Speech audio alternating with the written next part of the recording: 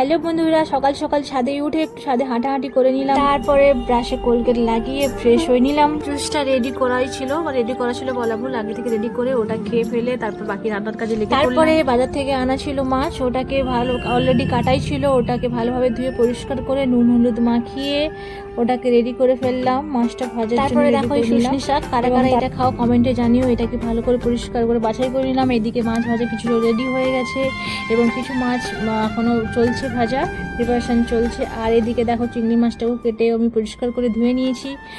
আর এটাকে আলু দিয়ে একটু ভালোভাবে রান্না করবো বলে কিছু মশলাও কাটাকুটি করে নিয়েছি। একদিকে দেখো বন্ধুরা আমার ভাত রান্নাও রেডি হয়ে গেছে, আর একদিকে করে নিয়েছি আমি আলু দিয়ে চিংড়ি মাছের যে তরকারিটা করবো ওটা আমি বানিয়ে নিয়েছি অলরেডি, এবং কিছুটা চিংড়ি কিছুটা মাছ রেখে দিয়েছি রাতের জন্য ওইটা। তারপর বিকেলে খাওয়া দাওয়ার পর বেরিয়ে পড়লাম ভাইয়ের সঙ্গে একটু বেরু করতে, মার্কেটে গিয়েছিলাম।